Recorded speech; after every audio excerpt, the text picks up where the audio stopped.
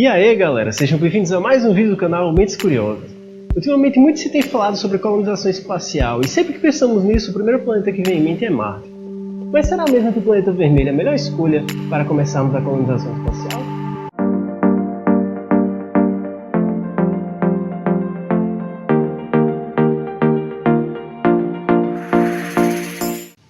O pensamento de colonizar Marte está presente em nossa cultura há muito tempo e inspirou incontáveis filmes, livros e até um Twitter da sonda Mars Rover com mais de 2 milhões de seguidores.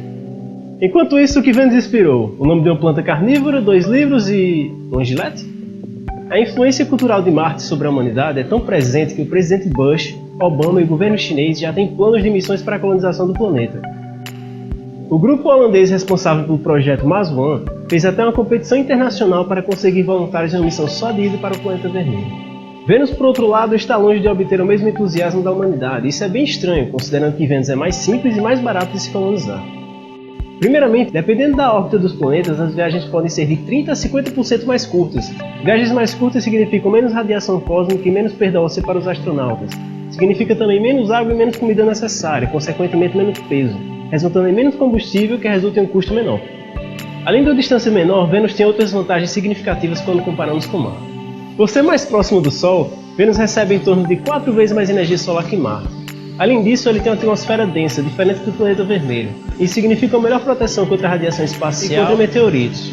Isso também significa mais dióxido de carbono, do qual podemos extrair oxigênio. Mas de todas as vantagens, a maior de todas é a gravidade. Vênus tem em torno de 90% da gravidade da Terra, enquanto Marte tem apenas 40%. E pesquisas feitas pela NASA comprovam que uma gravidade baixa é muito perigosa para humanos. Para se ter uma ideia, astronautas que ficam na órbita da Terra apresentam uma perda óssea de até 10 vezes mais do que alguém que esteja com osteoporose avançada.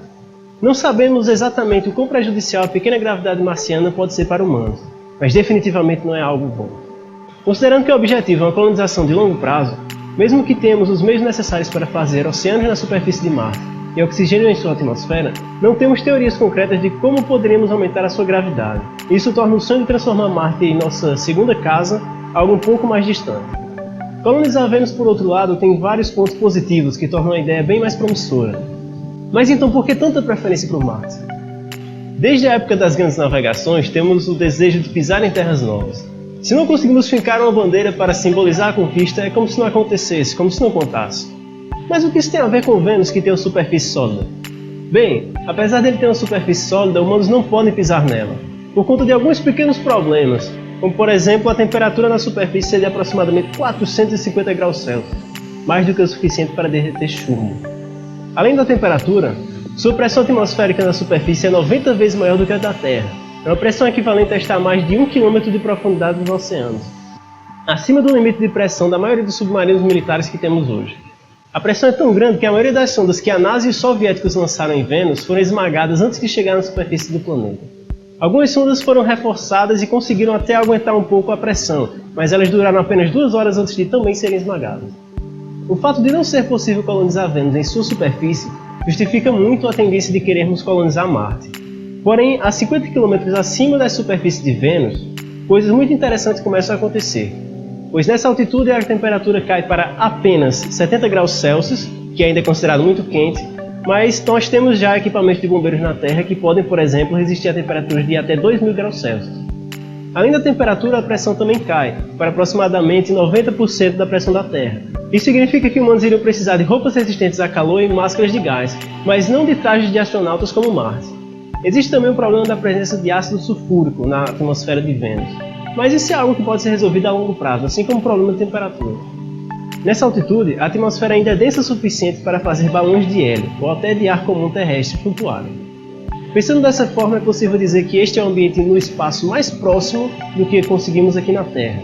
É por isso que para colonizar Vênus precisaríamos de cidades nuvens. E não é brincadeira. O Diretório de Conceitos e Análise de Sistemas da NASA já tem o conceito inicial desse projeto. Eles chamam de Conceito Operacional de Grande Altitude, de Vênus, ou abreviadamente em inglês HAVO. Os links para os vídeos completos do projeto estão na descrição caso tenha interesse. Apesar de até o momento este ser um projeto conceitual, a NASA tem planos de fazer de Vênus uma área de treinamento para a colonização de outros planetas como Marte. Como temos como parte de nossa cultura pisar na superfície de terras novas e colocar bandeiras, Quem sabe daqui a alguns séculos conseguimos resolver o problema de temperatura de Vênus e possamos de fato pisar em sua superfície e fincar algumas bandeiras. E aí, o que vocês acham? É mais fácil de colonizar Marte ou Vênus? Deixem aí nos comentários. Veja também os últimos vídeos aqui embaixo sobre as 10 estradas mais perigosas do mundo e 5 fatos incríveis sobre No Man's Sky. Um grande abraço, tudo de melhor sempre e até mais.